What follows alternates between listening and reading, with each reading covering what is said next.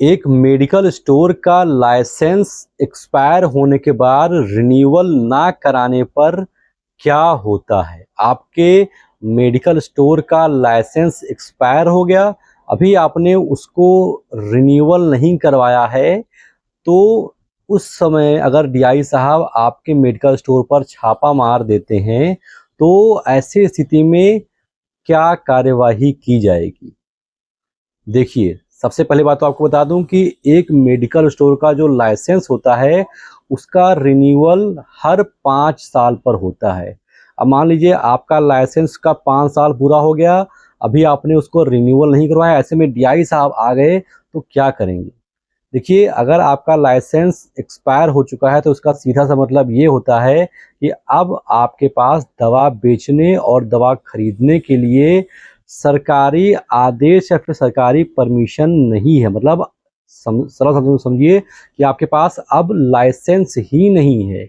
ऐसे स्थिति में अगर डीआई साहब आपके पास आएँगे, तो आपने जब से आपका लाइसेंस एक्सपायर हुआ है और जब डीआई साहब ने छापा मारा है, उस बीच में आपने जो भी क्रय या फिर विक्रय किया है, वो नियमों के हिसाब से टोटल इल्लीगल है।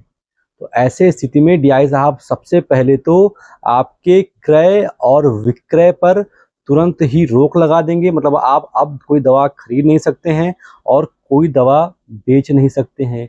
इसके अलावा जो भी दवाइयाँ आपके दुकान में मिलेंगी, उन दवाओं को डीआई साहब सीज कर सकते हैं। साथ ही साथ बिना लाइसेंस के मेडिकल स्टोर खोलने के जुर्म में आपके ऊपर मुकदमा भी चला सकते हैं। ये तीनों चीज़ें हो सकती हैं। इसके अलावा कुछ आर्थिक फाइन भी आपके ऊपर ठोका जा सकता है। तो अगर आपका लाइसेंस आपका एक्सपायर होने वाला है, तो लाइसेंस एक्सपायर होने के 6 महीने पहले ही आप उसके लिए रिन्यूअल के लिए आप अप्लाई कर सकते हैं। मान लीजिए कि आपका लाइसेंस एक्सपायर हो गया है, आपसे 10-15 दिन लेट हो गया, महीना भर लेट हो गया, तो उसका नियम ये है कि आपको हर महीने के हिसाब से ₹100 दंड शुल्क देने होंगे। मान लीजिए आपका एक्सपायर दवा मान लीजिए आपका लाइसेंस एक्सपायर हुआ, 1 महीना हुआ, आपने 1 महीने के बाद अप्लाई किया, तो 1 महीने के हिसाब से आपका ₹100 एडिशनल जो आपका चार्ज होता है, ₹3100 ₹3500 जो चार्ज है, उसमें ₹100 आपको एक्स्ट्रा जोड़ करके सरकार को पे करना होता है। ये प्रोसेस होता है एक लाइसेंस का। जो है, अगर कोई व्यक्ति रिन्यूअल नहीं कराता है, उस बीच में डीआई साहब आ जाते हैं तो। इसीलिए हमेशा लाइसेंस को आप चेक कर लें कि भाई साहब मेरा लाइसेंस कब एक्सपायर हो रहा है, एक्सपायर होने से पहले ही हो सके तो उसको रिन्यूअल के लिए अप्लाई कर दें। इसके अलावा अगर आप एक मेडिकल स्टोर खोलने वाले हैं, अभी आप पढ़ाई-लिखाई कर रहे हैं, कहीं नौकरी कर रहे हैं, आपको मेडिकल स्टोर खोलना है लेकिन आपको उसके विषय में कोई जानकारी नहीं है, तो ऐसे लोगों के लिए मैंने एक कोर्स लॉन्च किया है जिसका नाम है शिवनीता मेडिकल स्टोर कोर्स।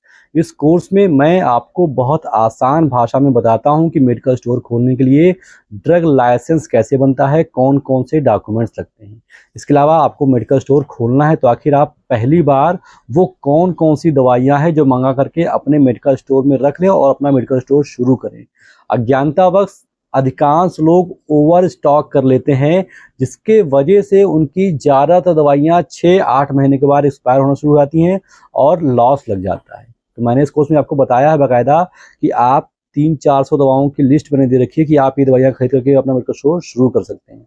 इसके अलावा नए मेडिकल स्टोर पर डीआई साहब जब छापा मारते हैं, उनका सबसे कॉमन सवाल यही होता है कि आप मुझे शेड्यूल H1 और नारकोटिक का रजिस्टर दिखाइए।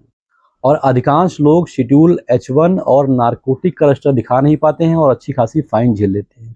मैंने इस कोर्स में आपको बताया है कि शेड्यूल H1 और नारकोटिक का रजिस्टर किस तरीके से मेंटेन करते हैं, शेड्यूल H1 और नारकोटिक में कौन-कौन सी दवाइयाँ आती हैं, क्या फॉर्मेट आता है।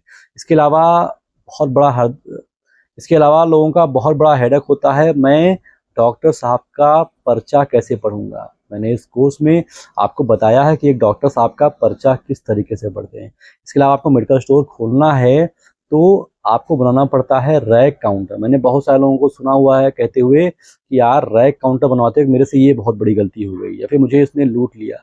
मैंने इस कोर्स में आपको बहुत डीप में जाकर के बताया है कि रैक काउंटर बनवाते हो तो कौन सी महीन से महीन चीज़ें हैं जिनका आपको बहुत विशेष ध्यान देने की आवश्यकता है। रय काउंटर में बनवाई क्या आती है, लागत क्या आती है, पूरा प्रोसेस क्या होता है। मैंने उस व्यक्ति का इंटरव्यू लिया है जो रय काउंटर बनाते हैं। भाई साहब, ये एक ऐसा कोर्स है जिसमें मैं वो सारी जानकारी दे रहा हूँ जो किसी नए मेडिकल स्टोर वाले को चाहिए, और इन सवालों के जवाब में व्यक्ति गूगल पर जाता है, यूट्यूब पर जाता है, किसी मेडिकल स्टोर वाले से पूछता भी है, लेकिन कहीं भी उसको सही और एप्रोप्रिएट जानकारी मिल नहीं पाती। भाई, क्यों कोई अपने कॉम्पिटिटर की हेल्प करेगा? क्यों कोई चाहेगा कि और एक और मेडिकल स्टोर खुल जाए? तो अब परेशान होने की आवश्यकता नहीं है। अगर आपको मेडिकल स्टोर खोलना है तो ये मैंने बहुत गजब का कोर्स आपके लिए लॉन्च कर दिया। आपको करना सिर्फ इतना है कि आप गूगल प्ले पर जाइए, वहाँ पर टाइप कीजिए शिवनीता, SHIVNITA। यहाँ पर मुझे मेरे कोर्स का लोगो आपको दिख जाएगा। उस ऐप को डाउनलोड कीजिए, लॉगिन कीजिए, परचेज कीजिए, और एक सिंगल क्लिक में अपने ही मोबाइल फ़ोन में अपने ही घर बैठे एक प्लेटफॉर्म पर सारी जानकारियाँ क्रमबद्ध तरीके से आसान भाषा में आप आराम से पा जाओगे। तो आप किसी को दादा भैया चिरौरी करने की ज़रूरत नहीं है, रिक्वेस्ट करने की ज़रूरत नहीं है। इस ऐप का लाभ उठाएं, बहुत अच्छा ऐप है आपके लिए। अगर आपको मेडिकल स्टोर खोलना है तो गजब का एप्लीकेशन है ये आपके लिए। इसके अलावा अगर आप मेडिकल स्टोर के संचालक हैं या फिर होने वाले हैं तो इस चैनल को सब्सक्राइब करना बिल्कुल ना भूलें, क्योंकि ये भारत का एकमात्र चैनल है जो मेडिकल स्टोर के बारे में इन डिटेल बात करता है, आपको जानकारी देने का प्रयास करता है। फिलहाल अभी तक मेरे साथ इस वीडियो में इतने धैर्य से बने रहने के लिए आप सभी का, आपके कीमती समय के लिए बहुत बहुत शुक्रिया।